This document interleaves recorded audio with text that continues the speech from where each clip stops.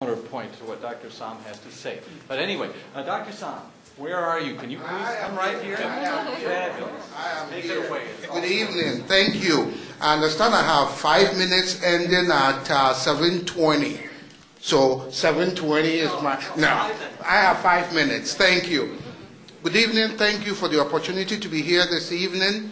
Let me start by making a couple of introductions. The chair of our Board of Trustees, Dr. Phyllis Folarin. And there are two candidates for the Board of Trustees also here, and I want to recognize them. Dr. Donna Redman and Mr. Ray Green. Now, I would like to conduct an opinion poll here and just see where we are with things. Will all those who've taken at least one class from ECC please raise your hands? Thank you. I rest my case. Well, it is great to be here this evening among people who know about ECC. ECC has been serving this community for 60 years. We are celebrating our 60th anniversary, a year-long celebration, and we invite you to come to your community college anytime you choose to. But May 22nd is commencement day, and it's ECC day, and we are going to party all night long. So we want you to come back to your institution. In looking at the 60 years, the board decided to look at the next 60 years and see how best we can serve this community. Unfortunately, they couldn't see that far. So they wanted to take a look at the next 5, 10, 15, 20 years to see how Racine College could be to the community, and came up through help from the community, leaders from the community giving input, came up with a series of projects that will make us ready for the next 5, 10, 15, 20 years. And I'll run through the projects.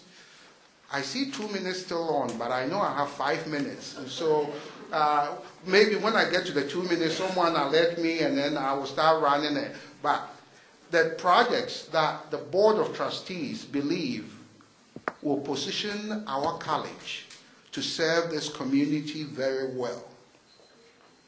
And I started with the board because they took a courageous decision.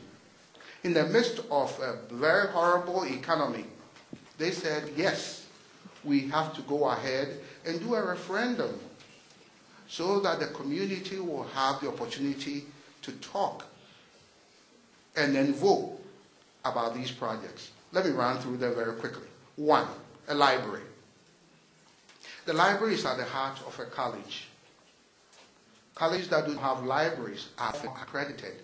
In fact, we were cited by our accreditors in 2006 for having a very small library. In fact, it's an embarrassing library. It is the smallest library in the Chicagoland area. But I don't even worry about that. It is the library which is only 800 square feet bigger than Schaumburg High School Library. Schaumburg High School has 2,500 students. We have 10,333 students this semester. It's the same library that any of you who took classes there from 1970 to today is the same library. Our accreditors said we've got to fix it. But put our accreditors aside. We know we are not serving our students. The board took that decision that we have to fix it. And so first on the ballot is a library. Secondly, the college turns away many people who want to go into the health professions every year. Nurses. We all know about the nursing shortage. Other health careers. We turn away close to 200 students every year. And yes, still, Sherman is a new hospital being constructed. They will need nurses. Provena has a new wing. We supply nurses to St. Alexian out of our district. Delno out of our district. Centegra out of our district. We have to respond to this community. Nationally, 64% of all the hospital personnel you meet are people educated at community colleges. Our college has to respond to that.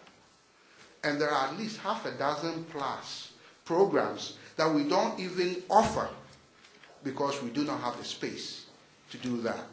And so the board wants to put up a health career center of excellence to make sure that if any of us should ever need a nurse, there will be one there, anyone in the health professions. Next, Public Safety Training Center for the region. We have an elaborate fire science training program. However, we do not have a training facility. McHenry has a burn tower. So basically what we say is, come to the classroom, learn about how to fight fire and all the emergency preparations, and go and look somewhere to do your practicals. In the mortal words of Chris Rock, that ain't right. That ain't right. Over 80% of all first responders to our homes and businesses are people educated at community colleges. We want to be sure that we respond to that. And then there are miscellaneous activities to be done. We have a crumbling building downtown, Fountain Square. We need to fix that. And I've been accused of messing up our roads every night so that they will look worse by the next morning. Anyone who's driven to our campus, Spartan Road from McLean is the worst road. Western Hemisphere, the whole world. We need to fix that. We are working closely with the city on that. But I have challenged the people at the college to show me 10 yards on campus that do not need repairs. 10 yards. If anyone can identify 10 yards on our campus, they should let me know. I've been looking for that. Okay. Now, the project, $178 million, let me put it in the realistic terms. For a homeowner, $200,000 home, it will cost $1.96 in tax increase per month. For that, you get more nurses, the firefighters. There's a study by Northern Illinois. For every $1 invested in a community college, you generate $3. And so the $178 million is going to be $531 million. And the board took a courageous decision that this is going to be a local activity, that the architects are all local, the construction management firm local, the contractors will be local, and hence the workers will be local. This is going to generate 4,000 new jobs at this time of our economy. That's why the board, notwithstanding the state of the economy, decided to go ahead. So when you see signs there, it says yes to jobs and all of those things, that's what they're talking about. Let me conclude. More and more students are coming to community colleges. More and more students. This semester was our 5th highest enrollment because it's increased since the 10-3. However, statewide, 64% of all the people in public higher ed at community colleges, we get 14% of state funding.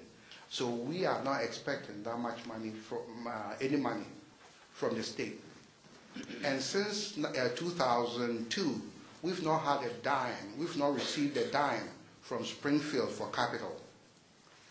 This referendum is all capital. Not a cent will be used to run the college. So the take-home message, if you hear an ambulance going by, if you see a fire truck going by, if you go to a local hospital, you will see an ECC grad.